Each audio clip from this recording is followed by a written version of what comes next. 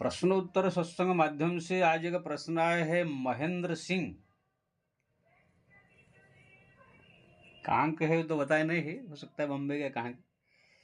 उनका प्रश्न है कि महाराज मैं आपके वीडियो देखता हूँ, मैं नाम जप करता हूँ, मेरा तो उद्धार हो जाएगा, लेकिन मैं अपने माँ बाप बाल बच्चे पत्नी इस सबका भी उद्धार कर देना चाहता हूँ।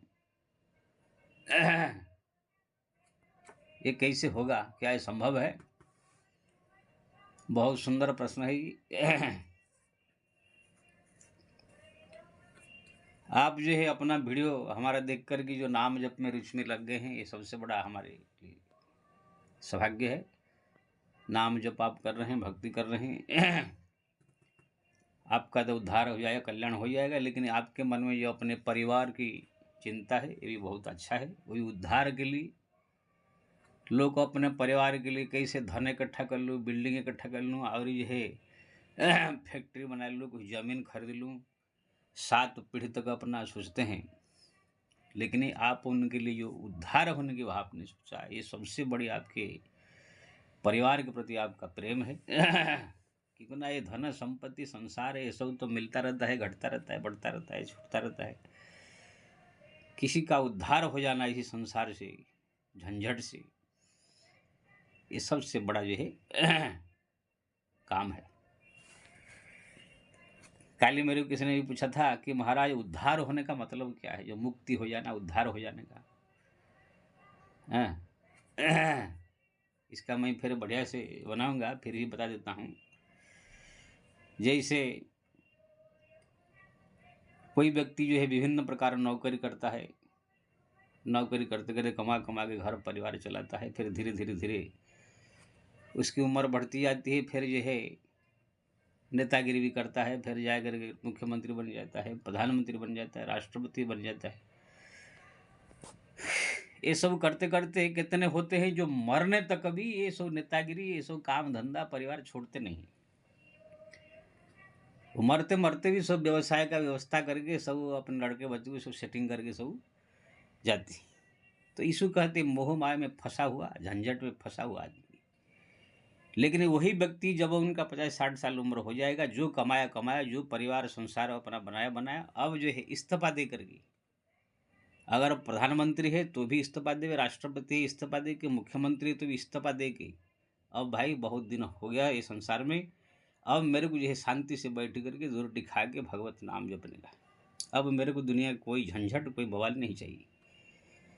ऐसे सोच करके जो समस्त कर्मों से इस्तीफा दे करके केवल दोनों टाइम भोजन करके सादा भगवान का भजन में लग जाता है, वो आदमी कहते हैं ये संसार से मुक्त हो गया। संसार से मुक्त, ये जो माया बंधन से, अब उसको कोई काम धंधा करने नहीं, कुछ नहीं। लेकिन कितने मरने तो कहीं लिपटे रहते हैं।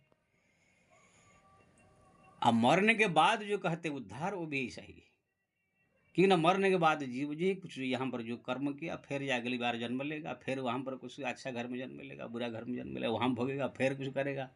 ऐसे ही 84 लाख जन्म से करोड़ों युगों से भटक रहा है।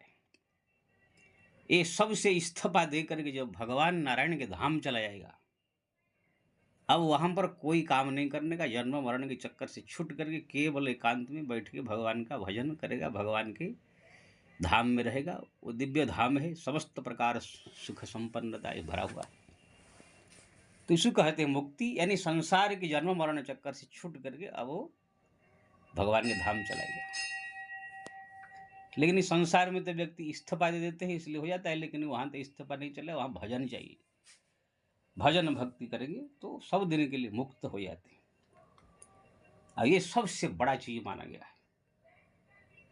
अब आपने अपने परिवार के लिए यही चीज सोचा, ये सब संत का स्वभाव है। हम सब भी साधु संत लोग सोचते हैं कि संसार में जितने सब जीव है भटक रहे हैं करोड़ों युग से, कभी कुत्ता, कभी बिल्ली, कभी गधा, कभी क्या क्या बन गए, ये सब अगर सब भगवान के भजन भक्ति करके मुक्त हो जाते तो उनका भी कल्याण हो जाता है। लेकिन कोई कर नहीं रहा है।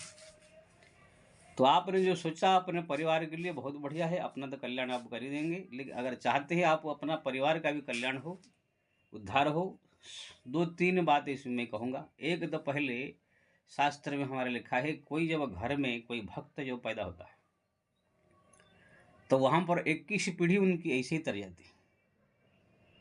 जब प्रहलाद जी ने भगवान नृसिंह से कहा, प्रभु मेरे पिताजी भले ही दुष्ट था लेकिन मेरे पिता है, इसलिए उनका कल्याण कैसे होगा, आप बताए रास्ता, उद्धार कैसे होगा संसार से। भगवान मुस्कुराए, बोले प्रहलाद जी के ऐसे भक्त, प्रहलाद जैसे पुत्र हो, उनका एक क्या 21 पीढ़ी उनके वैकुंठ चले जाएगी मेरे धाम में, इसलिए आपके 21 पीढ़ी का उद्धार हो गया।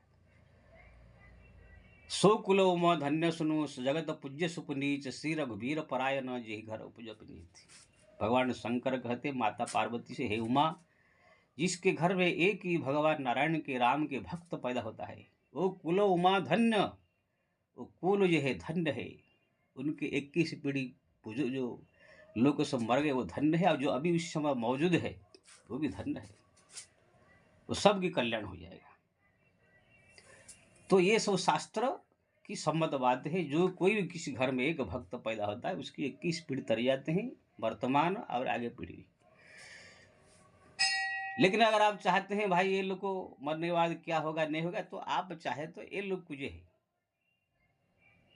आप अपने साथ में पूजा पाठ करा सकते हैं, भक्ति करा सकते हैं, साथ साथ में ले करके बद्रीनाथ धाम, केदारनाथ, जगन्नाथ धाम, रामेश्वर धाम और अयोध्या, यही जो भगवान के लीला स्थल है, ये सब में जो है समय निकाल करके परिवार के माँ बाप, पत्नी, बच्चे, ये सब ले करके भ्रमण करना चाहिए, दर्शन करना चाहिए। ये सब देखने के बाद वहाँ जाके मन में अपने आप श्रद्धा उत्पन्न होती है। जब आप बद्रीनाथ जाएंगे, केदारनाथ जाएंगे, हरिद्वार, ऋषिकेश जाएंगे, अयोध्या जाएंगे, ये सब देखेंगे वहाँ कैसे लोग सब माला जप रहे हैं, कैसे भक्ति कर रहे हैं, कैसे सीताराम सीताराम जप रहे हैं, कोई हर हर महादेव कह रहा है, कोई भाई बद्री विशाल कह रहा है। ये सब देखने के बाद लाखों लाखों आदमी मन में अपनी इच्छा होती है हम भी ऐसे करेंगे। इसीलिए अपने बाल बच्चे, परिवार, पिता माता, ये सब को समय समय पर जो है तीर्थों में, धामों में ये सब भ्रमण कराना चाहिए। ऐसे करने से एक सबसे बड़ा फायदा, वो धाम तीर्थ का जो फल स्वरूप भगवान के धाम मुक्ति मिल जाएगा। भगवान के धाम में जो भी भ्रमण करता है, दर्शन करता है, शास्त्र के अनुसार उनकी इस संसार के जन्म मरण चक्कर से मुक्ति हो जाती है। सिय निंदक अघ ओघ नसाए, लोक विशोक बनाई बसाए। भगवान स्वयं जो है अपने पुरी का जो है वर्णन करते हैं, वंदम अवधपुरी अति पावनी, सरजु सरी कलि कलुषनि शाम्बरी, मम जन्मभूमि मर्म पुरी सुहावनी। हाँ, मेरा ये जन्मभूमि है बहुत जो है सुहावनी है, उत्तर दिशि वह सरजु पावनी, सरजु भर है, जा मर्जन देव नहीं प्रयासा, संस्कृति मूल अविद्यानाशा। जो इस सरजु नदी में स्नान करता है ये संसार से उसको उद्धार हो जाता है, जो मेरा धाम का दर्शन करता है। ऐसे हर एक धाम के बारे में स्कंद पुराण आदि में वर्णन है। तो सबसे बड़ा चीज़ है, अगर आप चाहते हैं अपना घर परिवार से भक्ति हो तो सब कुछ साथ में लेकर, कभी बद्रीनाथ, कभी जगन्नाथ, कभी रामेश्वरम, कभी द्वारिका, कभी अयोध्या, कभी वृंदावन, ये सब उस धामों में जाकर दर्शन करें और सत्संग करें। इससे वो लोग का मन भी परिवर्तन होगा, और मन परिवर्तन हो चाहे न हो, उनको जो फल धाम तीर्थ का मुक्ति स्वरूप प्राप्त होगा।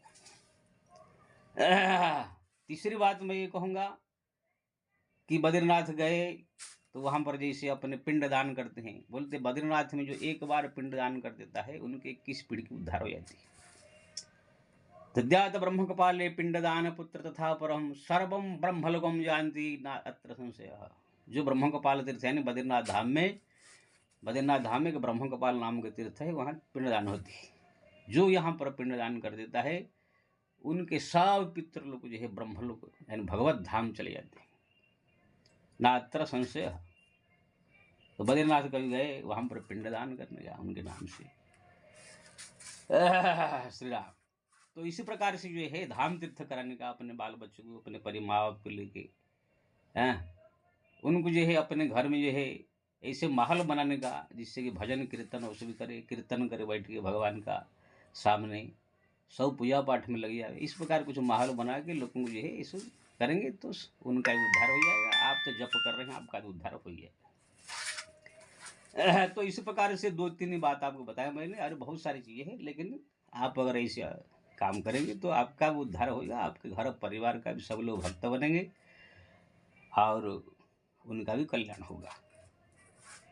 इसलिए आपके विचार बहुत अच्छे हैं, नाम जप कर रहे हैं और भगवान को प्रार्थना कीजिए, प्रभु कैसे मेरा घर और परिवार का सबका उद्धार हो जाए, कल्याण हो जाए।